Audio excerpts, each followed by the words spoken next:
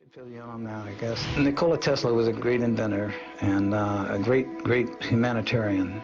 Well, Tesla wanted to get into his field, which was free, if you will, energy that comes from the surroundings. He was hired by J.P. Morgan to work with Westinghouse and Edison companies and the East Coast. And Tesla said, I've got it made. I think we can now transmit electrical power through the Earth, through the ionosphere, without any wires or telephone poles. If you gave a device, like a free energy device, a generator that would service all their needs in their home for free, they could then bring out their creative talents, which they were born with and have been suppressed because they've had to toil for a living. They could be tremendous artists beyond our dreams, tremendous engineers beyond our dreams. J.P. Morgan was not buying it. He said, no, we're going to have to tear this stuff down. So Tesla kind of pulled back into himself and decided, well, I guess it's not time for this. Well, at that time, he was living in the New Yorker Hotel, actually, in New York. And there was a fellow by the name of Otis Carr who he's going to school, and to supplement his income, he worked as a clerk in this hotel. And Tesla and him became acquainted, and Carr was a sponge. He loved science in every way, shape, or form, but he was a natural science. He believed in the same thing Tesla did, that there's no limits to natural science, and everything should be on a simple level. Tesla said, they're not interested in my time. I want you to take everything I can teach you and go in your time and see if they'll listen to you. And if you don't make it, you're going to have to pass it on, because at the rate we're going, we're on a self-destructive course. Carr said, I will, and he got his own lab started and started really getting into a lot of free energy devices and building them. So he built a spaceship? Mm-hmm. He's building small spaceships then, and he had different sizes, different models. So tell us how you met Otis Carr and how you began working with these flying saucers. There's a company, Dance Kinetics, in Costa Mesa. That's where we were living, in Costa Mesa, California. And they're looking for a research and development laboratory technician. They gave me a job, they put me in the research lab, and I was inventing ideas all day long. I just loved it because I like to invent simple ways of doing hard things. And was Otis Carr working there too? No. I told some friends about this and what I was doing, and he said, well, come to our group. We've got a group here called Understanding. It was created by a gentleman by the name of Daniel Fry in California. We could talk about things that were unlimited, not limited. I said, my mission is to see that we have habitation and transportation in one vehicle. And he said, well, you sound like a guy that's back east getting in trouble right now. His name is Otis Carr. And he put in a patent for a levitation device, and they wouldn't give him the patent. He said, you've got to pull that levitation out and anchor it on the ground, and we'll give you a patent on an amusement device. You cannot use levitation. They brought him out to California. They said, here's your lab. It was all built. It had living quarters. It had machine shops. That's where you did most of your work, I imagine. And this is where you guys worked on the spaceship. Mm-hmm. Yeah. How long did it take to develop this craft? Day and night, 24/7, we were building these small prototypes. And they would range anywhere from 12 inches to 3 feet to 6 feet, to, in size. And they actually flew. They actually levitated. Oh, yeah. Oh, and what was the source of the power? Well, it was magnetic in nature. And you were actually building these for people to sit in. I mean, not just models. These were prototypes just to prove what we wanted, and then graduate up to where human habitation could get on board and operate them. If you could explain to us very simply how this device, how these craft work. In those days, we had counter-rotating wheels, one going clockwise and another going counterclockwise. We had a capacitor, we had small magnets, and we had what's called a U-tron. It was a double tetrahedron. That's 2 ice cream cones put with the open ends together so that you have a diamond shape. And we had 12 of them around the periphery of the craft. And we had magnets, horseshoe magnets, 12 of those around the craft. So when you started rotating and counter-rotating, as these neutrons went through the field, they would act as a generator and a capacitor in themselves, and they would generate a lot of power, not necessarily electrical power, but vibrational power. When you get to the resonant frequency of your surroundings, it cancels everything out. It goes to a 0 point.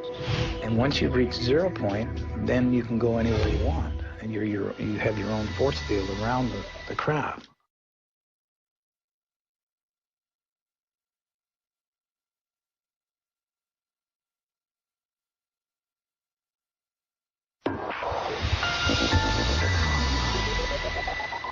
You control its up and down and left and right movements by how fast it spins or other gyros in there? Yeah, the ones with the models we had remotes, you know, to operate the models. But when you get up into the larger craft, it's not necessary, because everything then, as Carr was explaining, the difference between the brain and the mind is synergetic. You operate the craft like it was a friend. It's like it was a living thing, because Connect with the craft. yes, and that's the only way that our particular craft would work. There's a mental interface? Yes. So it's Wow. kind of like Yes. the thoughts carry out a vibration as well, and you have to go in harmony with the ship. So some sort of morphogenic field was created, perhaps, some sort of almost Yes. living field. Yeah, absolutely. Ralph, have you had a chance to fly it yourself? Flying is an antiquated word when it comes to the type of spaceships that we were operating, because they don't conventionally fly. Or levitate. They levitate and they teleport. They move through this thing called time and space. They actually traverse through multi-dimensions. So you created an artificial gravity field, is it safe to say? Yeah, you could say that, yeah. Is this in any way related to the work of John Hutchinson and his anti-gravity experiments? Well, it's along the same lines.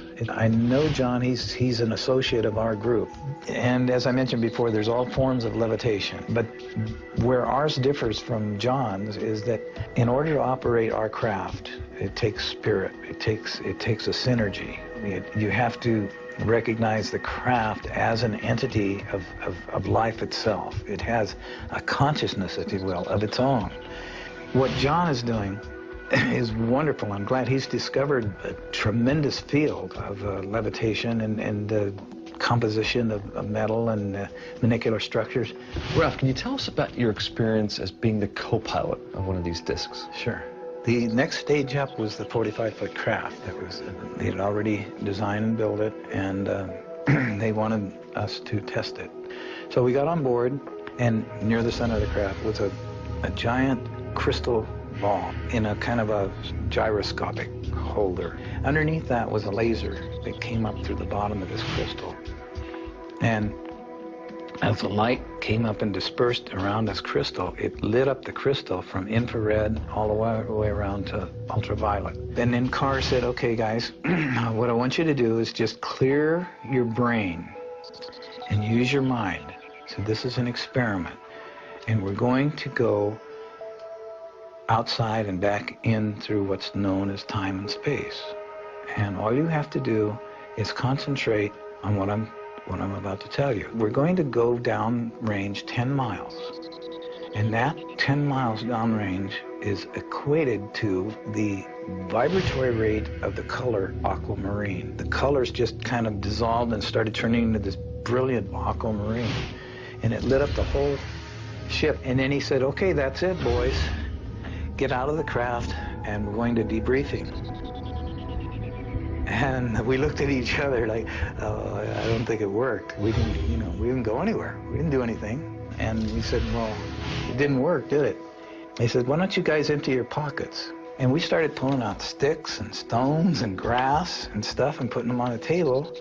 And I know we didn't have those going in. And where in the heck did this come from? And he said, well, you remember I told you about the brain has a limited capacity. It cannot believe beyond its jurisdiction. It doesn't want to believe anything beyond that. So you travel with your mind, and it will come back to you, and then all these dots will be filled in as your life progresses. You'll remember what you did. It was in retrospect, I did go back now, and I do remember going and getting out of the craft. There was 3 of us. We walked down this ramp. We got out and we went over to a little hillside. I can see it right now. We picked up rocks and sticks, put them in our pockets, and we got back on board. I remember it now, but I didn't remember it then. It sounds like this technology is something that we have to be spiritually advanced enough to be Yes. able to use it. And Carr explained that as higher consciousness. He said, you've got to raise the consciousness. When you were operating this disc, did you notice or were you told that anything changed as far as the structure of the craft? There's a consistent expansion and contraction. It's almost so instantaneous that it's unnoticeable. And in one of the smaller demonstrations, we had a small model, aluminum model, and I could hear this hum, and it was just a beautiful, beautiful feeling while this thing was running, and I was touching it, and then it got more and more intense, and then I found like it was jello, and I could put my fingers on it like jello, and I looked at the other guys, and then I put my fingers inside this aluminum with my hand. I said, this is impossible, but I'm doing this. And I put it in and out of the craft. And Carr was over there because he said, you're energy, and that's energy. And when you understand that, and you get a harmonic with energy, you get a balance, you can do anything. There's no limit. So the next day, he had another model, and we put it up, but he was going to accelerate beyond. He says, these retinas are like cameras, are flashing at milliseconds. And when you flash fast enough, things seemingly disappear. So with that in mind, here's our next demonstration. So we fired this one up, and we were all watching it, and I was getting ready to put my hand in it, and whew, the whole thing disappeared right in front of us. He said it's quite simple. Tesla did this all the time in his laboratory, and it's teleported. He said, well, where did it go? And he said, well, it might have landed on somebody's dining room table. I don't know. He says, I don't know yet where it went, and I don't know if it'll come back. Maybe it'll show up someday. Maybe it's gone. Maybe it's still there.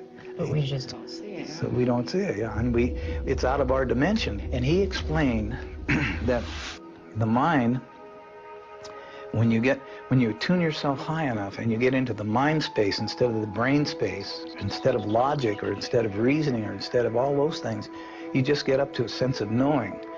You know who and what you are. That you're a creative, immortal, infinite being. And we all are. And he said everybody on this planet are gods by comparison, and they don't know it. They're asleep. And until they wake up, this is what our job is. We're making these toys, trying to get them to wake up, to realize there's no limits to what they can do. They don't have to live in servitude. They don't have to live in poverty. They've just been told that by people that unfortunately want to control things. Carr explained to us that the brain that we have operates this water vessel which we live in. But the energy that inhabits the vessel is who and what we are. We are energy. We're not bodies.